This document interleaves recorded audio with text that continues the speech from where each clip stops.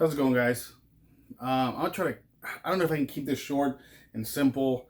I hope I don't go into tangents, but I want to talk about the events of this last weekend. I want to talk about the reactions, and I want to talk about the rhetoric that's being spilled that I don't think is fair to the American public. One, I want to say my prayers to the victims of all three shootings, from the ones in El Paso to the ones in Chicago. I hope all these families can recover from the incidents that occurred. Thoughts and prayers, my thoughts and prayers go out to them. And I hope you all recover.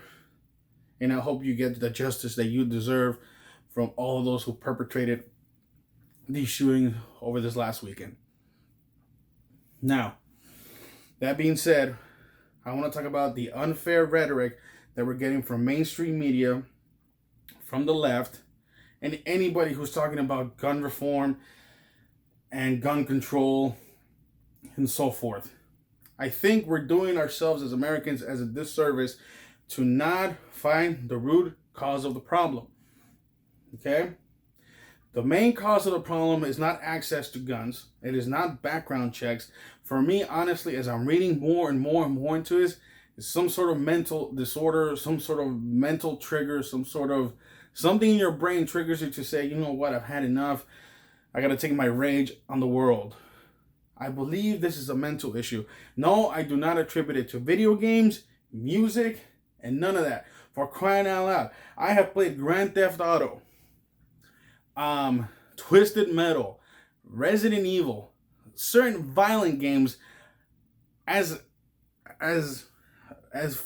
a very young age to now, and you don't see me picking up an AK-47 and going around shooting people discriminately. Okay, I'm a big guy. I've always been picked up on my weight. You do not see me picking up an AK-47 and going shooting up all good-looking men and chicks will probably turn me down, right? Chicks will turn me down just because, they didn't find me attractive. So you didn't see me doing that. None of that. Okay? Because at the end of the day, you got to be a person strong enough to overcome the challenges that come in you in life. And for some reason, the men who perpetrate these attacks, honestly, for me, are persons of low character and deserve whatever is coming to them. But I strongly believe that all these shootings are some sort of mental disorder. Nobody just wakes up one day and says, you know what, I'm just going to go grab an AK-47 and start shooting people. That just does not happen. That, for me, should be the main focus of discussion. How that portrays to the law and how that can sort of help out any gun reform legislation that may come about out of these shootings. I believe mental illnesses and mental disorders and some sort of profiling has to be done when weapons are being purchased. Because I understand buying illegally, background checks. I could be crazy, but I could have a clean record and, be able to buy guns. I can also have the ability to obtain guns illegally. I would just have to go ask around. Hopefully I don't get arrested and all that by then.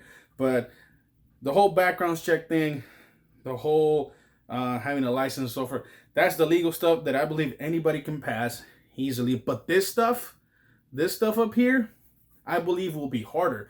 I don't believe it will be 100% efficient, but I believe it will be harder to some sort of psychological. I don't know, and I don't want to make this a whole new bureaucratic process. But we have to tackle the issue of mental illnesses on these mass shooters, because it's not about race. A lot of you want to attack this president on the issue of race, and you're doing yourself a disservice. And I'm not just saying this as a conservative. I'm not just saying this as a Trump supporter, as a newly endowed Trump supporter. I'm not saying this. I'm saying because we are not talking the issues as they are. Yes, the attacker in El Paso was a white nationalist who targeted Latinos. So I am here a Latino. A Latino from one of the bluest states in the friggin' union. And I'm telling you that had nothing to do with Donald Trump's rhetoric.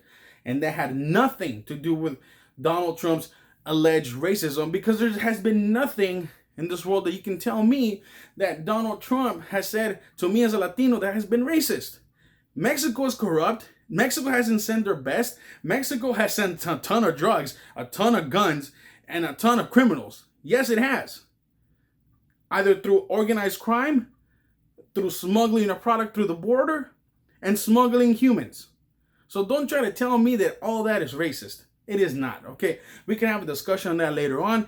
If you want to come at me that I'm just some Tío Juan for saying all that, talk to me with data, talk to me with clips, and I can show you the data that everything that this president said about Mexico has been said by us sitting at the table with our own family members. So don't come at me trying to call me a Tío Juan and all that. Fact 2. If this really was about racism, then why was the shooter in Dayton, Ohio, a Warren supporter, Elizabeth Warren supporter, and also a self-proclaimed Satanist? Help me out here. Help me out. Chicago. Overwhelming mass shootings. African Americans were targeted by rival gangs and so forth. There was just mass shootings everywhere. But I guess that's just business as usual, right? Because it's black, it's colored, uncolored crime. This is what I'm trying to get to you people. If it's not economics and poverty, it has to be some sort of mental illness. Some sort of challenges to overcome. Even if it's poverty. Look, these people are shooting either to obtain drugs, to obtain territory, just something in their brain, some sort of ideology. That's what is going on. It's not race. It's not racism. If you really want to get to it, the racist rhetoric. Look, the Mexican mafia has a standing order of its members to shoot all black people because the black gangs are their main rival. It is what it is, folks. This is all mental. This is all mental. Look, Al Jazeera posted an article stating the mass shootings in the U.S., 6 within the last 10 years. We all had 6 within the last 10 years, right? But we had around 20. Look, 1984, James Hubbard killed 21, wounded 19. He said why he did it was mental illness. George Henry, 35 years old, unemployed, having trouble getting his life together. So he ran his truck through some coffee shop and he said, this is what Bell County did to me. It's now payback time. Mental issue. Columbine High School. A lot of you at first said that it was because of the bullying and they couldn't overcome it. FBI later tells you, you know what? It's because these guys wanted to be famed terrorists. Another mental issue. 2009, Nidal Hassan. Resentment for what was going on in the Middle East. 2009, Vietnamese immigrant Javier Antares killed 13 at a civic center. He said that America sucks and he wanted to kill Obama. All these killings were before Trump. And then you have people like Colin Kaepernick who say, no, it's the police and police brutality. Then I tell you why. If you want to talk about race relations and you want to make this about race, help me out here. Why is it that during the Bush years, and this is according to a Gallup poll. Oh, man. Give me 1 sec. Sorry, guys. I forgot my notes. But as I was saying, if this whole cockamania of police brutality and the rhetoric by the left and mainstream media that all mass shootings and everything that's going on around this country, if it's a new phenomenon and it's conducted by Republican policies and were policies by President Trump, then why, according to the Gallup poll and accordance with the U.S. Census, I'm going to go back in time a little, were race relations at their highest peaks in 2007? Who was president in 2007? George W. Bush, Republican. This was a question. White to black relations that were somewhat good. 2007, 75%. Same question. 2015, 45%. Who was president in 2015? Barack Obama. Black relations in relationship to whites, 2001, 70%. Okay, same question, 2013, 66%. Same question, 2016, 49%. Sorry, 2013 was Obama as well, forgot. So 2013, we're 66%. Then in 2016, they dropped to 49%. It is evident that race relations got worse under the Obama years than they were under the 8 years of President George W. Bush. It is asinine. What you had from Colin Kaepernick and his asinine claims about how the Betsy Ross flag represents slavery, how cops are being disproportionate racist towards blacks and so forth, how they're using deadly force indiscriminately to deadly blacks and so forth, feeling that racial tension. You want some evidence to that too? If that's actually true, here is an article published in 2018. It's called "Is There Evidence?" This is 2018. So after Ferguson, after Trayvon Martin, after I forget the other major shootings, but by undiscriminated police officers who were quote unquote racist, is there evidence of racial disparity in police use of deadly force? Analysis of officer-involved shootings in 2015 to 2016. So from the last 2 years of Obama. And it's a quote, "We benchmarked 2 years of fatal shooting data on 16 crime rate estimates. When adjusting for crime, we find no systemic evidence of anti-black disparities in fatal shootings of unarmed citizens, or fatal shootings involving misidentification of harmless objects." I don't want to get into the whole article. It's pretty long. If you guys want the link, ask me in a private message. I'll be happy to send you this article.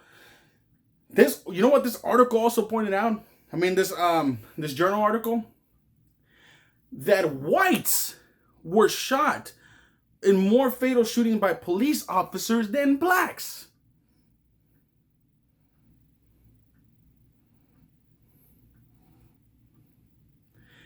And then they take account into population, that because blacks in general have more encounters with the police and have more incidents in accordance to their size of population, it is evident that blacks are probably more susceptible in being involved in some sort of police action or shooting and so forth.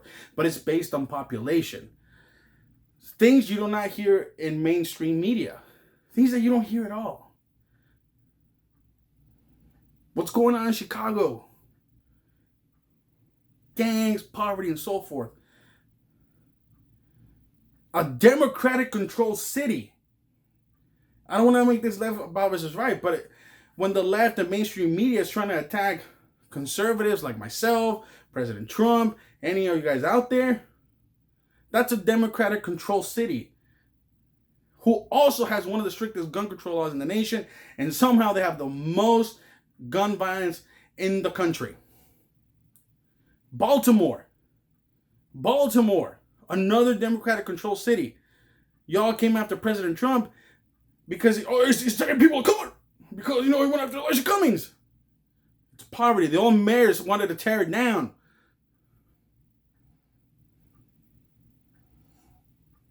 Mexico, corrupt, sending drugs, smuggling people, smuggling children, telling people to smuggle children so they can bypass our asylum laws. Free healthcare for all of them. And then you want to know all that open border nonsense? Why is that triggering idiots like this to go conduct shootings like that? So my questions are, mainstream media, are you going to take responsibility for all this false rhetoric that you're giving everybody? And as us, as Americans, are we going to ask ourselves, Why is mental illness? And if it has been addressed, of course, you can comment below. Let me know, Eddie, look, this has been addressed through Paso gun reform laws. Maybe you should have looked into it. But like I said, I'm reacting to what's going on and what I'm not seeing from people on both sides. Mental illness has to be addressed. It cannot just be about race. Because if it was about race, what do you call Chicago? If it was about race, what do you call Ohio? If it was about race, what do you call the policies of the Mexican mafia? If it's about race, what do you call about the indiscriminate killings by MS-13?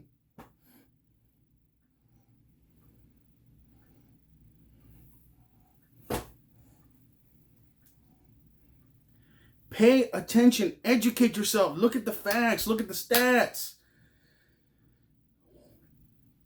Guns were the primary weapons used in all shootings, but they are not the primary weapon of use when it comes to assault. According to the FBI, the main weapon is a knife. Yet we're talking about gun reform. Let's get the facts. If we want to recover as a nation, let's get the facts. Let's talk about mental issues on these people, and hopefully we can move on from this. But for people that are on the left, I say to you, please stop making about this a race. It is not about race. These guys were crazy. These guys were crazy. For those people on the right, maybe we need to add mental illness into gun reform. I don't know if it's been added or not. I have to look into it. But if it's not in there, maybe we should discuss it. And with that being said, guys, Conservative Eagle signing off. And again, to those families in all 3 cities, my prayers are with you and your families, and I hope we can move on and recover from this. Conservative Eagle signing off.